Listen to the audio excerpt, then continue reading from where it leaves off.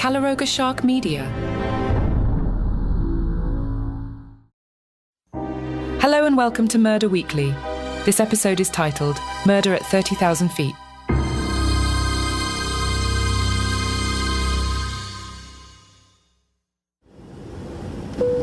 In the confines of a bustling transatlantic flight, passengers were settling into their seats, unaware that their journey would soon turn into a chilling tale of murder. The flight attendants moved gracefully down the aisles, ensuring everyone's comfort and safety. Among the passengers was an unassuming man, Alex Reed, whose keen eyes missed nothing. Unknown to others, he was the Sky Marshal on board. The routine of the flight was abruptly disrupted when a flight attendant, her face etched with concern, noticed that passenger 12A, who had been present at takeoff, was now conspicuously absent. Sensing trouble, Alex followed her through the narrow aisle, feeling the curious and anxious gazes of the passengers. Upon reaching the lavatory at the rear of the plane, they were met with a horrifying sight. The man from seat 12A lay lifeless on the floor, a victim of a gruesome and unmistakable murder. He knew he had to act fast. Beginning with the flight crew, he methodically gathered information.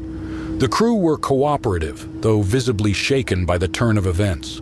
Captain Moreno, the pilot, ensured that the cockpit had remained secure throughout the flight. Alex then turned his attention to the passengers, carefully observing their reactions and responses. He learned that the victim was a businessman, seemingly with no immediate enemies, but several passengers mentioned a heated argument he'd had with a woman in the departure lounge. Alex made his way to seat 17C, where the woman sat. She was nervously tapping her fingers on the armrest, her eyes darting around the cabin. Alex took the seat next to her, introducing himself softly but firmly.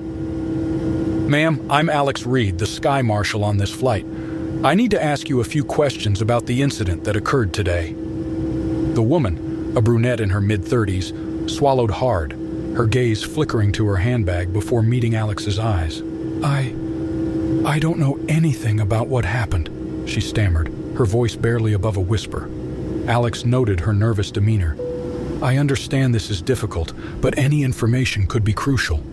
Were you acquainted with the gentleman in seat 12A? Her eyes widened slightly, a telltale sign of recognition. "No, I don't know him." Alex observed her closely.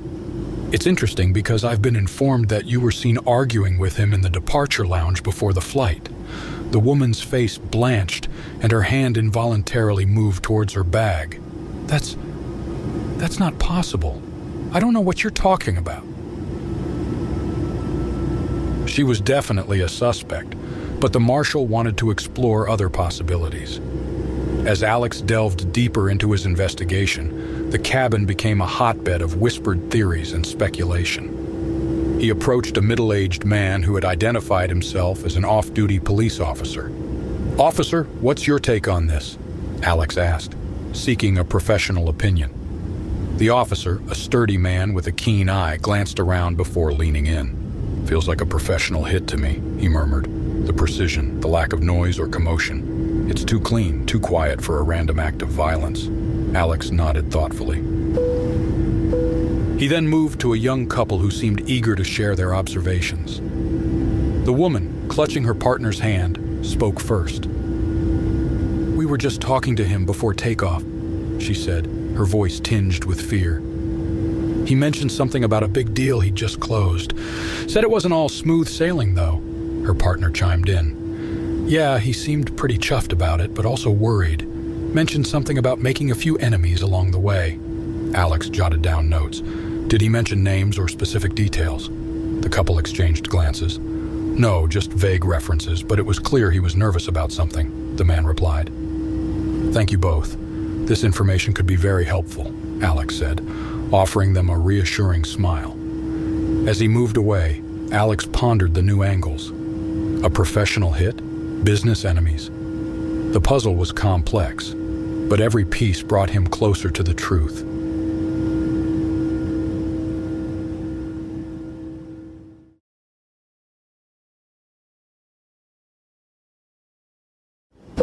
The breakthrough came from an unexpected source. Alex noticed a quiet man in seat 14D who had been observing the investigation with an air of detached interest. He approached him, noting the man's thoughtful demeanor. "Excuse me, sir.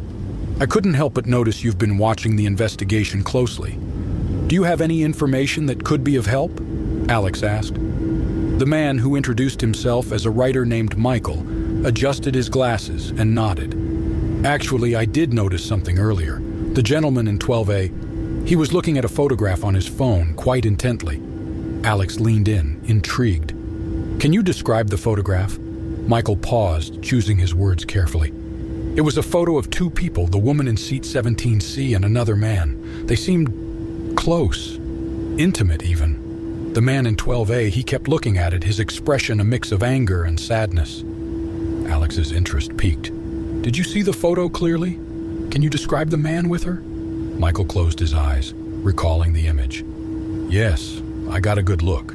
The other man was tall, dark-haired, quite muscular. He had a distinctive tattoo on his forearm, something tribal, I think. They were on a beach, looking very affectionate." "Thank you, Michael. This is very helpful," Alex said, his mind racing with this new information. Alex reapproached the woman in seat 17C. "Ma'am, I need to ask you about a photograph. It involves you and a man. The passenger in 12A was seen looking at it before he was murdered." The woman's face drained of color. "I don't know what you're talking about," she stammered, avoiding his gaze. Alex leaned in. "I need to see inside your bag, ma'am. Please." Reluctantly, she handed over her bag. Alex carefully searched it, finding personal items, a book, and then his fingers brushed against a small hidden compartment. Inside, he found a burner phone and a photograph, the same one Michael had described. Holding up the photograph, Alex asked, "Can you explain this?" The woman's facade crumbled. Tears began to stream down her face as she whispered, "That's me and Mark, a friend, my ex-husband. He was always so jealous of him, but it was never like he thought." Alex probed further. "Was your ex-husband the man in 12A?" She nodded, sobbing. "Yes, we had a fight before boarding. He saw the photo and he lost it. He threatened me." "And then what happened?" Alex pressed, sensing the truth was close. "We went to the bathroom to talk, and things just got out of control," she admitted, her voice breaking with the weight of her confession. Alex sat back, the pieces of the puzzle finally fitting together. The motive, the opportunity, the evidence, it all pointed to the tragic outcome of a domestic dispute turned deadly. They had argued over a contentious divorce settlement, and in a moment of heated confrontation in the airplane bathroom, she had lost control, resulting in his death. The plane, now a crime scene, made an emergency landing. As the authorities took over, Alex stood back, his job done. Murder Weekly is a Calaroga Shark media production, written and hosted by Aidan I. Flanagan, produced by Mark Francis, executive producers Mark Francis and John McDermott. Calaroga Shark Media.